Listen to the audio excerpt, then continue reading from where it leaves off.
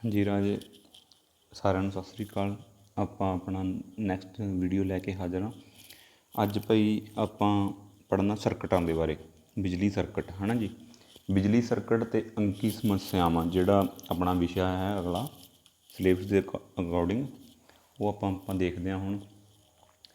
ਹਾਂਜੀ, ਬਿਜਲੀ circuit, electric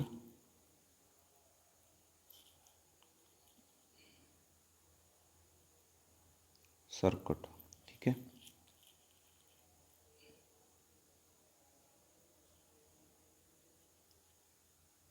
ਹਾਂਜੀ, ਪਹਿਲਾਂ ਤਾਂ ਦੇਖਣਾ ਜੀ ਸਰਕਟ ਕੀ ਹੁੰਦਾ ਜੀ। ਸਰਕਟ ਕਿਸ ਨੂੰ ਕਹਿੰਦੇ ਹਾਂ? ਸਰਕਟ ਦਾ ਮਤਲਬ ਵੈਸੇ ਹੁੰਦਾ ਵੀ ਇੱਕ ਥਾਂ ਤੋਂ ਕੋਈ ਚੀਜ਼ ਚੱਲੇ, ਘੁੰਮ ਕੇ ਦੁਬਾਰਾ ਫਿਰ ਉਸੇ ਥਾਂ ਦੇ ਉੱਤੇ ਪਹੁੰਚ ਜਾਵੇ, ਇਸ ਚੀਜ਼ ਨੂੰ ਆਪਾਂ ਸਰਕਟ ਕਹਿੰਦੇ ਹਾਂ, ਠੀਕ ਹੈ ਜੀ। ਸਰਕਲ ਤੋਂ ਹੀ ਸਰਕਟ ਸ਼ਬਦ ਬਣਿਆ, ਠੀਕ ਹੈ। ਤਾਂ ਆਪਣੇ ਇਲੈਕਟ੍ਰੀਕਲ ਦੇ ਵਿੱਚ ਆਪਾਂ ਇਹਨੂੰ ਇਸ ਤਰ੍ਹਾਂ ਲੈਂਦੇ ਹਾਂ ਜੀ। ਆਪਣੇ ਕੋਲ ਇੱਕ ਵੋਲਟੇਜ ਹੁੰਦੀ ਹੈ, ਠੀਕ ਹੈ ਜੀ। ਇੱਕ ਤਾਰਾਂ ਹੁੰਦੀਆਂ ਨੇ, ਕਨੈਕਟਿੰਗ ਲੀਡ ਹੁੰਦੀਆਂ ਨੇ। ਕਨੈਕਟਿੰਗ ਲੀਡ ਤੋਂ ਬਾਅਦ ਇੱਕ ਰਜਿਸਟੈਂਸ ਲੱਗੀ ਹੁੰਦੀ, ਇੱਦਾਂ ਕਰਕੇ ਕੋਈ ਵੀ ਲੋਡ ਲੱਗਿਆ ਹੋਊਗਾ ਮੰਨ ਲਓ ਘਰ ਦੇ ਵਿੱਚ, ਠੀਕ ਹੈ। ਤਾਂ ਕਿਤੇ ਵੀ ਤਾਂ ਇਹ ਵੋਲਟੇਜ ਹੈ, ਵੋਲਟੇਜ ਕਰਕੇ ਕਰੰਟ ਚੱਲੂਗਾ ਅਤੇ ਇਹਦੇ ਵਿੱਚੋਂ ਦੀ ਰਜਿਸਟੈਂਸ ਵਿੱਚੋਂ ਦੀ ਹੁੰਦਾ ਹੋਇਆ ਕਰੰਟ, ਠੀਕ ਹੈ ਜੀ, ਇੱਦਾਂ ਚੱਲ ਜਾਊਗਾ ਇਸ ਨੂੰ ਕਰੰਟ, ਠੀਕ ਹੈ। ਇਸ ਨੂੰ ਆਪਾਂ ਬਿਜਲੀ ਦਾ ਸਰਕਟ ਕਹਿੰਦੇ ਹਾਂ ਜੀ, ਠੀਕ ਹੈ। ਇਸ ਨੂੰ ਆਪਾਂ ਬਿਜਲੀ ਦਾ ਸਰਕਟ ਕਹਿੰਦੇ ਹਾਂ। ਬਿਜਲੀ ਦੇ ਸਰਕਟ ਦੇ ਵਿੱਚ ਵੋਲਟੇਜ, ਕਰੰਟ ਅਤੇ ਰਜਿਸਟੈਂਸ ਹੁੰਦੀਆਂ ਨੇ। ਬਾਕੀ ਕੁਛ ਅਸੈਸਰੀ ਲੱਗੀ ਹੁੰਦੀ, ਜਿੱਦਾਂ ਕੰਟਰੋਲਿੰਗ ਡਿਵਾਈਸ ਅਤੇ ਪ੍ਰੋਟੈਕਟਿੰਗ ਡਿਵਾਈਸ।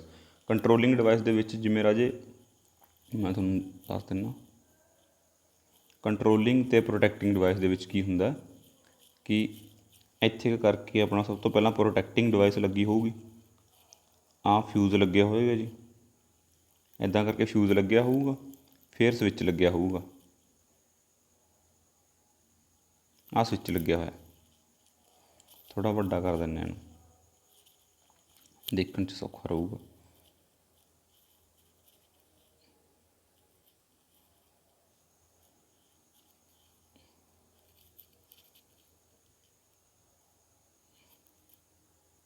ਪਹਿਲਾਂ ਲੱਗਿਆ ਹੁੰਦਾ ਭਾਈ ਫਿਊਜ਼,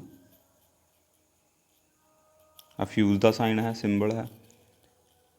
ਫਿਰ ਲੱਗਿਆ ਹੁੰਦਾ ਭਾਈ ਸਵਿੱਚ, ਸਵਿੱਚ ਦਾ ਸਿੰਬਲ ਹੈ। ਫਿਰ ਆਪਣੀ ਰਜਿਸਟੈਂਸ, ਦੈਨ ਸਰਕਟ ਪੂਰਾ, ਠੀਕ ਹੈ ਜੀ। ਇਹ ਵੋਲਟੇਜ ਹੈ, ਇਹ ਫਿਊਜ਼ ਹੈ, ਇਹ ਸਵਿੱਚ ਹੈ। ਇਹਦੇ ਵਿੱਚੋਂ ਦੀ ਜਦੋਂ ਇਹ ਸਵਿੱਚ ਔਨ ਹੋ ਜਾਊਗਾ ਤਾਂ ਕਰੰਟ ਫਲੋ ਹੋਣਾ ਸ਼ੁਰੂ ਹੋ ਜਾਊਗਾ, ਤਾਂ ਰਜਿਸਟੈਂਸ ਵਰਕ ਕਰੂਗੀ, ਇਹਦੇ ਰਜ ਪ੍ਰਤੀਰੋਧ। ਇਸ ਨੂੰ ਆਪਾਂ ਪੂਰਨ ਸਰਕਟ ਬੋਲਦੇ ਹਾਂ ਜੀ, ਪੂਰਨ ਸਰਕਟ, ਠੀਕ ਹੈ ਜੀ। ਪ੍ਰੋਪਰ ਸਰਕਟ ਪੂਰਾ ਬਿਜਲੀ ਦਾ ਸਰਕਟ ਬਣਿਆ ਹੋਇਆ, ਠੀਕ ਹੈ ਜੀ। ਹੁਣ ਜਿਹੜੇ ਸਰਕਟ ਨੇ ਭਾਈ, ਉਹ ਅੱਗੋਂ ਕਈ ਤਰ੍ਹਾਂ ਨਾਲ ਬਣਦੇ ਨੇ। ਤਿੰਨ ਤਰ੍ਹਾਂ ਮੁੱਖ ਉਹਦੇ ਕਨੈਕਸ਼ਨ ਤਿੰਨ ਤਰ੍ਹਾਂ ਦੇ ਨੇ ਜੀ। ਪਹਿਲਾ ਹੈਗਾ ਸੀਰੀਜ਼ ਸਰਕਟ, ਦੂਜਾ ਹੈਗਾ ਜੀ ਪੈਰਲਲ ਸਰਕਟ, ਤੀਜਾ ਹੈਗਾ ਸੀਰੀਜ਼ ਪੈਰਲਲ ਸਰਕਟ, ਠੀਕ ਹੈ ਜੀ। ਅੱਜ ਆਪਾਂ ਸੀਰੀਜ਼ ਔਰ ਪੈਰਲਲ ਸਰਕਟ ਹੀ ਪੜ੍ਹਾਂਗੇ, ਠੀਕ ਹੈ ਜੀ। ਸੀਰੀਜ਼ ਪੈਰਲਲ ਮਿਕਸ ਵੀ ਹੋਣਗੇ।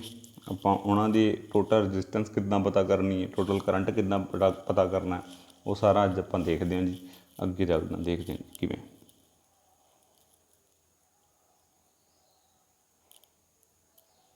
ਹਾਂਜੀ, ਪਹਿਲਾ ਆਪਣਾ ਟੌਪਿਕ ਹੈਗਾ ਜੀ series circuit. Series circuit,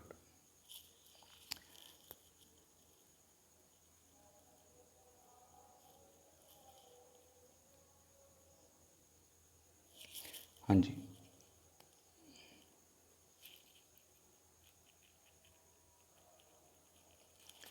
series circuit, series circuit ਤੋਂ ਭਾਵ ਭਾਈ ਹੁੰਦਾ ਵੀ ਆਪਣੇ ਕੋਲ ਕਰੰਟ ਹੈ ਕਿਸੇ ਬਿੰਦੂ 'ਤੇ, ਆਪਣੇ ਕੋਲ ਕਰੰਟ ਹੈ ਕਿਸੇ ਬਿੰਦੂ 'ਤੇ, ਕਰੰਟ ਨੇ ਚੱਲਣਾ, ਤਾਰ ਦੇ ਥਰੂ ਗਿਆ, ਰਜਿਸਟੈਂਸ ਦੇ ਵਿੱਚੋਂ ਦੀ ਹੁੰਦਾ ਫਿਰ ਅੱਗੇ ਗਿਆ, ਅੱਗੇ ਇੱਕ ਹੋਰ ਰਜਿਸਟੈਂਸ ਹੈ, ਨੰਬਰ 2 ਰਜਿਸਟੈਂਸ ਹੈ, ਫਿਰ ਹੁੰਦਾ ਫਿਰ ਗਿਆ, ਫਿਰ ਅੱਗੇ ਜਾ ਕੇ ਇੱਕ ਹੋਰ ਰਜਿਸਟੈਂਸ ਲੱਗੀ ਹੋਈ ਹੈ, ਇੱਦਾਂ ਚਲਾ ਗਿਆ, ਠੀਕ ਹੈ ਜੀ। ਮਤਲਬ ਕਿ ਇੱਥੋਂ ਕਰੰਟ, ਆਹ ਵੋਲਟੇਜ ਲੱਗੀ ਹੋਈ ਹੈ V1 V2, ਮਤਲਬ ਵੋਲਟੇਜ ਦੇ ਬੈਟਰੀ ਦੇ ਦੋ ਸਿਰੇ ਹੋਣਗੇ। ਪਹਿਲਾ ਸਿਰਾ ਹੈ, ਆਹ ਪਹਿਲਾ ਸਿਰਾ ਹੈ ਭਾਈ, ਆਹ ਦੂਜਾ ਸਿਰਾ ਹੈ, ਠੀਕ ਹੈ ਜੀ। ਆਪਾਂ ਪੜ੍ਹ ਰਹੇ ਹਾਂ ਸੀਰੀਜ਼ ਸਰਕਟ, ਠੀਕ ਹੈ ਜੀ। ਇਹ ਪਹਿਲਾ ਸਿਰਾ ਹੈ, ਦੂਜਾ ਸਿਰਾ, ਇਸ ਕਰਕੇ ਕਰੰਟ ਚੱਲ ਰਿਹਾ, ਕਰੰਟ ਫਲੋ ਹੋ ਰਿਹਾ ਇਹਦੇ ਵਿੱਚ ਸਰਕਟ ਵਿੱਚੋਂ ਦੀ।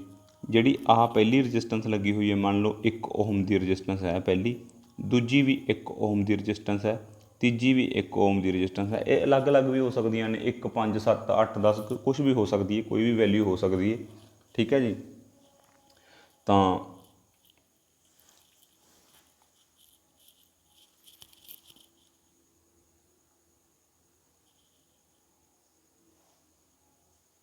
ਠੀਕ ਹੈ ਜੀ।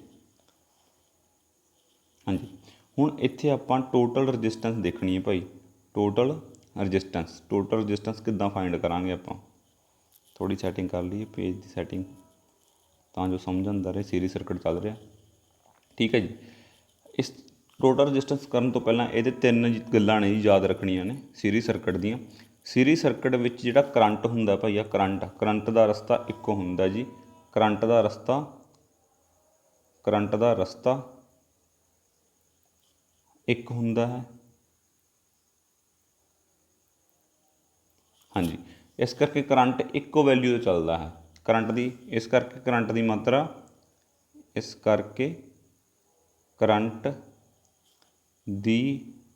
ਮਾਤਰਾ ਸਮਾਨ ਰਹਿੰਦੀ ਹੈ। ਸਮਾਨ ਮੀਨਜ਼ ਇੱਕੋ ਰਹੂਗੀ। ਜੇ ਮੰਨ ਲਓ ਆਹ ਰਜਿਸਟੈਂਸ 2 ਐਂਪੀਅਰ ਕਰੰਟ ਲੰਘ ਰਿਹਾ, ਤਾਂ ਇਹ 'ਚੋਂ ਵੀ 2 ਲੰਘੂਗਾ, ਇਹ 'ਚੋਂ ਵੀ 2 ਲੰਘੂਗਾ। ਚਾਹੇ ਚੱਕ ਕੇ ਅੱਗੇ ਲਾ ਲਈਏ, ਚਾਹੇ ਪਿੱਛੇ ਲਾ ਲਈਏ, ਕਿਸੇ ਮਰਜ਼ੀ ਪਾਸੇ ਲਾ ਲਈਏ। ਠੀਕ ਹੈ ਜੀ। ਦੂਜੇ ਨੰਬਰ 'ਤੇ ਜੀ ਹੁੰਦੀ ਹੈ ਜੀ ਵੋਲਟੇਜ। ਜਿਹੜੀ ਵੋਲਟੇਜ ਹੈ ਉਹ ਹਰੇਕ ਰਜਿਸਟੈਂਸ ਦੇ ਵਿੱਚ ਵੋਲਟੇਜ ਡ੍ਰੌਪ ਅਲੱਗ-ਅਲੱਗ ਹੋਊਗਾ। ਇਹਨਾਂ ਦੇ ਵਿੱਚ ਅਲੱਗ ਹੋ ਜਾਏਗਾ, ਇਹਦੇ ਵਿੱਚ ਅਲੱਗ ਹੋ ਜਾਏਗਾ, ਇਹਦੇ ਵਿੱਚ ਅਲੱਗ ਹੋ ਜਾਏਗਾ। ਠੀਕ ਹੈ। ਹਰੇਕ ਪ੍ਰਤੀਰੋਧ ਵਿੱਚ ਜਾਂ ਦੁਆਲੇ ਵੋਲਟੇਜ ਅਲੱਗ-ਅਲੱਗ ਹੋਵੇਗੀ, ਅਲੱਗ ਹੋਵੇਗੀ। ਠੀਕ ਹੈ। ਤੀਜੇ ਨੰਬਰ 'ਤੇ ਹੁੰਦਾ ਜੀ ਆਪਣਾ ਪ੍ਰਤੀਰੋਧ, ਹੈ ਨਾ। ਹੁਣ ਤਿੰਨੇ ਚੀਜ਼ਾਂ ਆ ਗਈਆਂ ਨਾ, ਕਰੰਟ ਆ ਗਿਆ, ਵੋਲਟੇਜ ਆ ਗਈ, ਪ੍ਰਤੀਰੋਧ, ਤਿੰਨੇ ਚੀਜ਼ਾਂ ਆ ਗਈਆਂ ਨਾ। ਤੀਜੀ ਪ੍ਰਤੀਰੋਧ ਜੀ ਸਾਰੀਆਂ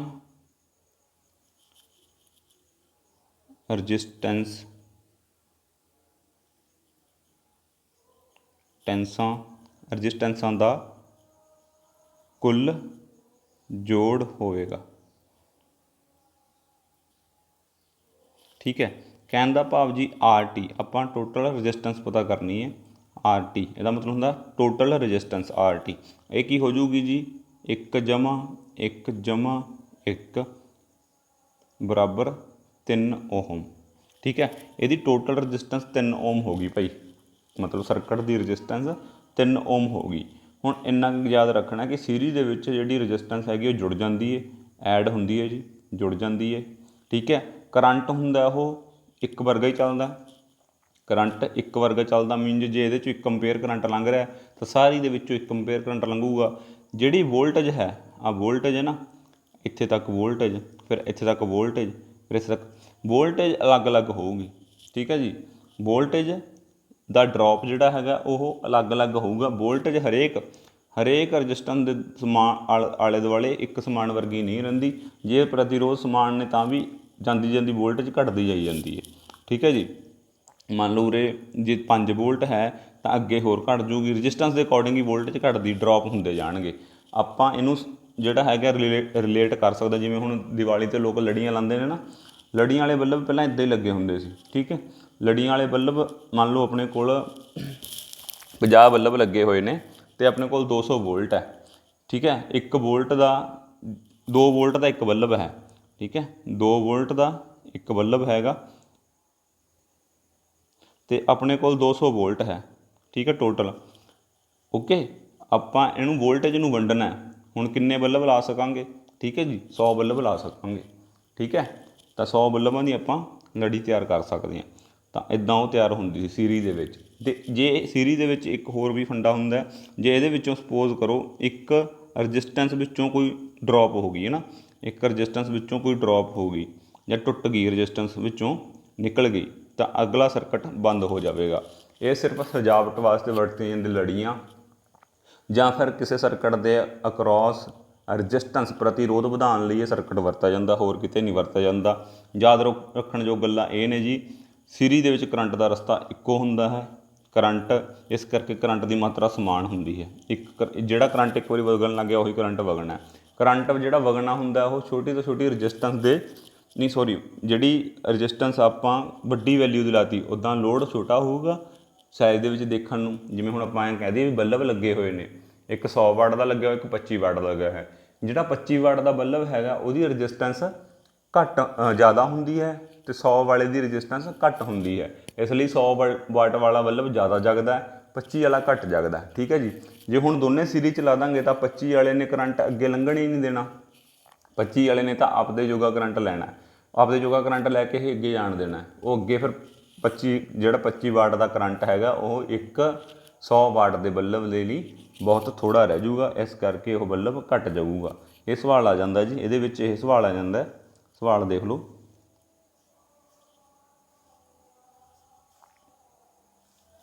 कहने का भाव इदा सवाल आऊगा थोनों, कहणगे जी आ 2 बल्ब ने जी सीरीज दे विच जुड़े हुए ने, सीरीज दे विच जुड़े हुए ने जी। आह फेज़ हैगा, आह न्यूट्रल हैगी है। ठीक है, दोने बल्ब नूं सप्लाई देती, पूरी सप्लाई देती। एक हैगा 25 वाट का, इत्थे लिख दिंदे आ जी, ये हैगा 25 वाट, ये हैगा जी 100 वाट। रजिस्टेंस दित्ती नहीं हुई, रजिस्टेंस जे फाइंड करनी उहदे फार्मूले अगे दस दांगे। एक हैगा 25 वाट, एक हैगा 100 वाट। क्वेश्चन होऊगा भी दोनों बल्बां दे विचों किहड़ा बल्ब ज़्यादा जगूगा, किहड़ा बल्ब ज़्यादा जगूगा। हुण 25 वाट वाला बल्ब जिहड़ा हैगा उहदी रजिस्टेंस तां हैगी ज़्यादा, क्योंकि उहदी रजिस्टेंस ज़्यादा होऊगी क्योंकि उहने थोड़ा चानण देना है। घट चानण देने वास्ते घट करंट लंघूगा, छोटा साइज़ दे विच छोटा है, इस करके इहदी प्रतिरोध बहुत ज़्यादा है, रजिस्टेंस बहुत ज़्यादा है। ठीक है, हुण 100 वाले ने चानना ज़्यादा देना है, 100 वाले ने तो 25 के मुकाबले लाइट ज़्यादा देनी है, तो इस करके लाइट क्यों ज़्यादा देगा ये, क्योंकि ये विचों दी करंट ज़्यादा लंघेगा। करंट तदों ज़्यादा लंघेगा जदों इहदी रजिस्टेंस घट होगी। हुण इहदी रजिस्टेंस हैगी घट जी। ठीक है, पर जुड़े हुए भाई सीरीज च ने दोने। हुण इत्थे मसला हो गया ना, दोने जुड़े हुए काहदे च ने, सीरीज सर्किट दे विच। ठीक है, हुण जे इहदी 25 वाट की आपां मान लैंदे आ कि रजिस्टेंस हैगी 4, तो यदी हैगी 1 ओम, आप इदा मान लें ना, इन्ना ही फर्क है ना। तो यदी 4 है, यदी 1 है, तो टोटल रजिस्टेंस होगी 5 ओम। ठीक है जी, तो 5 ओम की रजिस्टेंस इत्थे मान लो 10 वोल्ट की बैटरी लगी हुई है, 10 वोल्ट की बैटरी लगी हुई है। करंट कितना जाऊगा, करंट होंगे जी ओम के नियम के मुताबिक V/R। ठीक है, 10/5। ठीक है, 2 एम्पेयर, 2 एम्पेयर। ये सर्किट के विचों कितना करंट जाऊगा भाई, 2 एम्पेयर, 2 एम्पेयर करंट लंघूगा सर्किट के विचों दी। हुण देखो जी, जदों आपां बल्बां नूं कल्ले कल्ले ला रहे सीगे, बल्ब नूं कल्ले कल्ले लगा रहे सीगे, हुण टोटल तो करंट 2 एम्पेयर है, सारे सर्किट चों 2 एम्पेयर करंट लंघ रहा। हुण जे आपां 10 वोल्ट का 10 वोल्ट जे होवे अपने कोल, ते रजिस्टेंस पहला बल्ब देख लैंदे ना, पहला बल्ब जिहड़ा 25 वाट का बल्ब है उहदी 4 ओम रजिस्टेंस है, तो वो कितना करंट लऊगा जे कल्ला डायरैक्ट ला दईए, इदां करके ना आपां डायरैक्ट लगा दईए, डायरैक्ट लगाता बल्ब है ना 10 वोल्ट, हाँ 4 कल्ला डायरैक्ट लाया, हजे सीरीज सर्किट नहीं बनाया सी। ठीक है, तो ਉਹਦਾ करंट कितना हैगा जी 2.5। ठीक है, सॉरी 4 4 दूनी 8, हाँ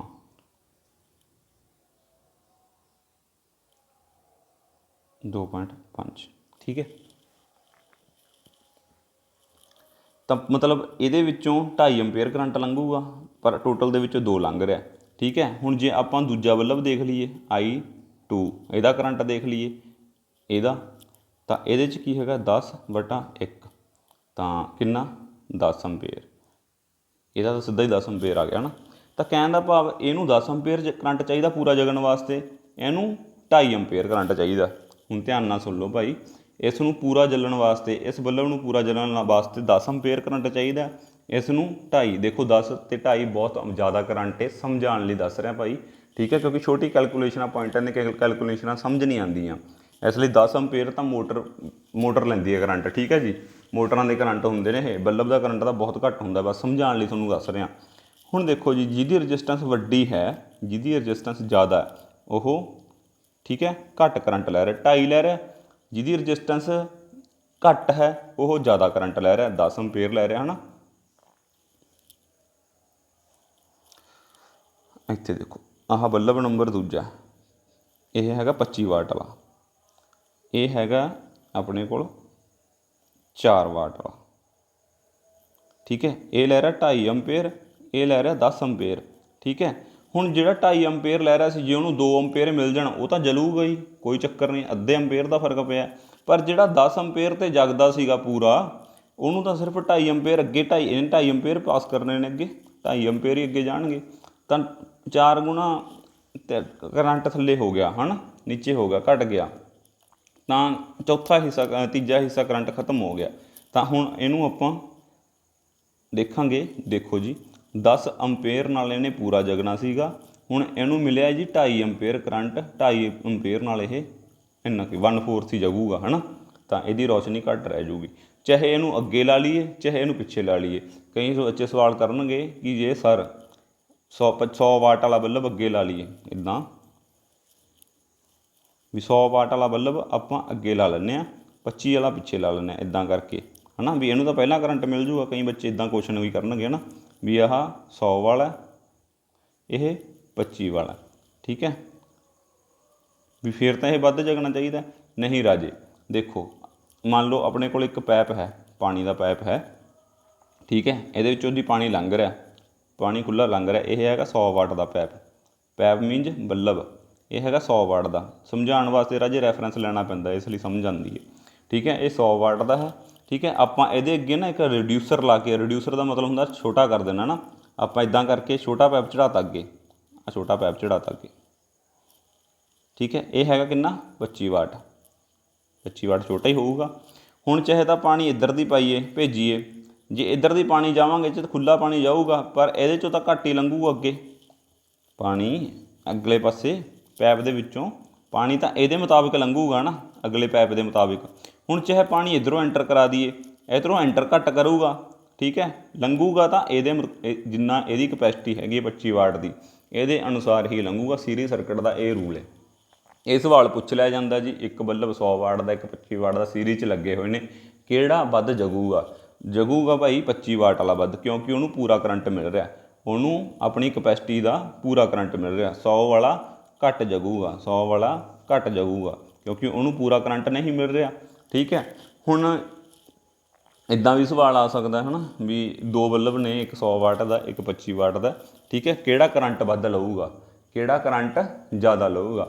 ਤਾਂ ਇਹਦੇ ਵਿੱਚੋਂ ਕਰੰਟ ਜੀ ਜਿਹੜਾ ਹੋਊਗਾ, ਕਰੰਟ ਸਮਾਨ ਰਹੂਗਾ, ਜਿਹੜਾ ਕਰੰਟ ਚੱਲੂਗਾ ਉਹ 25 ਵਾਟ ਦੇ ਅਕੋਰਡਿੰਗ ਹੀ ਚੱਲੂਗਾ, ਠੀਕ ਹੈ। ਜੇ ਇਹਨਾਂ ਨੂੰ ਅਲੱਗ-ਅਲੱਗ ਲਾਇਆ ਹੁੰਦਾ ਫਿਰ 100 ਵਾਟ ਦਾ ਕਰੰਟ ਜ਼ਿਆਦਾ ਲੈਂਦਾ, ਪਰ ਹੁਣ ਸੀਰੀਜ਼ ਸਰਕਟ ਬਣਾਇਆ ਹੋਇਆ, ਸੀਰੀਜ਼ ਸਰਕਟ ਦੇ ਵਿੱਚ ਆਪਾਂ ਪੜ੍ਹ ਚੁੱਕੇ ਹਾਂ, ਆ ਜਿਹੜੀ ਲਾਈਨ, ਕਰੰਟ ਦਾ ਰਸਤਾ ਇੱਕ ਹੁੰਦਾ ਹੈ, ਠੀਕ ਹੈ, ਕਰੰਟ ਦਾ ਰਸਤਾ ਇੱਕ ਹੁੰਦਾ ਹੈ, ਇਸ ਕਰਕੇ ਕਰੰਟ ਦੀ ਮਾਤਰਾ ਸਮਾਨ ਹੁੰਦੀ ਹੈ। ਕਰੰਟ ਇੱਕ ਸਮਾਨ ਹੀ ਲੰਘੂਗਾ, ਦੋਨਾਂ ਦੇ ਵਿੱਚ ਇੱਕ ਬਰਾਬਰ ਲੰਘੂਗਾ। ਕਹਿਣ ਦਾ ਮਤਲਬ ਵੀ ਦੋ ਬੰਦੇ ਨੇ ਜੀ, ਇੱਕ ਖਾਂਦਾ ਜੀ 10 ਰੋਟੀਆਂ, ਇੱਕ ਖਾਂਦਾ ਜੀ 2 ਰੋਟੀਆਂ, ਠੀਕ ਹੈ। ਹੁਣ 2 ਰੋਟੀਆਂ ਖਾਣ ਵਾਲੇ ਨੂੰ ਇੱਥੋਂ 2 ਰੋਟੀਆਂ ਭੇਜੀਆਂ, 2 ਰੋਟੀਆਂ ਖਾਣ ਵਾਲੇ ਨੂੰ 2 ਰੋਟੀਆਂ ਤਾਂ ਮਿਲ ਗਈਆਂ, 10 ਵਾਲੇ ਨੂੰ ਤਾਂ ਕੁਛ ਵੀ ਨਹੀਂ ਮਿਲਿਆ, 10 ਵਾਲਾ ਤਾਂ ਡਿਮ ਹੀ ਜਾਊਗਾ, 2 ਨੂੰ 2 ਮਿਲ ਗਈਆਂ ਪੂਰੀਆਂ, ਰੋਟੀਆਂ ਪਿੱਛੋਂ ਘੱਟ ਆ ਰਹੀਆਂ ਨੇ। ਜੇ ਇੱਥੋਂ ਸਰਕਟ ਆਪਾਂ ਸਿੱਧਾ ਕਰ ਦਿੰਦੇ, ਬਾਈਪਾਸ ਕਰ ਦਿੰਦੇ, ਫਿਰ ਇਹਨੂੰ ਪੂਰਾ ਕਰੰਟ ਮਿਲਣ ਲੱਗ ਜਾਣਾ ਸੀ। ਇਹ ਸੀ ਭਾਈ ਸੀਰੀਜ਼ ਸਰਕਟ। ਆਹ ਚੀਜ਼ ਸਮਝ ਲਿਓ, ਆਹ ਤਿੰਨੇ ਪੁਆਇੰਟ ਸਮਝ ਲਿਓ। ਹੁਣ ਸਾਰੀ ਇਹਦੇ ਵਿੱਚ ਜਿਹੜਾ ਗੱਲ ਕੀ ਕਰੀ ਗਈ ਹੈ ਕਿ ਕਰੰਟ ਦਾ ਰਸਤਾ ਇੱਕ ਹੈਗਾ, ਸੇਮ ਹੈਗਾ, ਕਰੰਟ ਦਾ ਰਸਤਾ ਸੇਮ ਹੋਣ ਕਰਕੇ ਇੱਕੋ ਵਰਗਾ ਕਰੰਟ ਚੱਲਦਾ ਸਾਰਿਆਂ ਦੇ ਵਿੱਚ। ਦੂਜਾ ਹੈਗਾ ਜੀ, ਹਰੇਕ ਪ੍ਰਤੀਰੋਧ ਵਿੱਚ ਵੋਲਟੇਜ ਅਲੱਗ-ਅਲੱਗ ਹੋਵੇਗੀ। ਹੁਣ ਜਿੰਨੇ ਵੀ ਪ੍ਰਤੀਰੋਧ ਲੱਗੇ ਨੇ, ਇਹਦੇ ਦੁਆਲੇ ਵੋਲਟੇਜ ਕੁਛ ਹੋਰ ਹੋਊਗੀ, ਵੋਲਟੇਜ ਇਹਦੇ ਦੁਆਲੇ ਕੁਛ ਹੋਰ ਹੋਊਗੀ, ਐਵੇਂ ਅੱਗੇ ਲਾਈ ਜਾਵਾਂਗੇ, ਵੋਲਟੇਜ ਘਟਦੀ ਜਾਊਗੀ। ਅਤੇ ਸਾਰੀਆਂ ਰਜਿਸਟੈਂਸਾਂ ਦਾ ਜੋੜ ਕੁੱਲ ਜੋੜ ਹੋਵੇਗਾ। ਪ੍ਰਤੀਰੋਧ ਜਿਹੜਾ ਟੋਟਲ ਪ੍ਰਤੀਰੋਧ ਹੈ ਨਾ, ਸਾਰੀਆਂ ਰਜਿਸਟਾਂ ਦਾ ਟੋਟਲ ਪ੍ਰਤੀਰੋਧ, ਆ ਪ੍ਰਤੀਰੋਧ ਮਤਲਬ ਟੋਟਲ ਪ੍ਰਤੀਰੋਧ, ਸਾਰੀਆਂ ਰਜਿਸਟੈਂਸਾਂ ਦਾ ਜੋੜ, ਸਾਰੀਆਂ ਜਿੰਨੀਆਂ ਵੀ ਲੱਗੀਆਂ ਹੋਣਗੀਆਂ, ਚਾਹੇ 10 ਲੱਗੀਆਂ ਹੋਈਆਂ ਨੇ, 10 ਓਮ ਦੀਆਂ 10 ਲੱਗੀਆਂ ਹੋਈਆਂ ਨੇ, ਤਾਂ 100 ਓਮ ਰਜਿਸਟੈਂਸ ਹੋ ਜਾਊਗੀ ਸਰਕਟ ਦੀ, ਠੀਕ ਹੈ।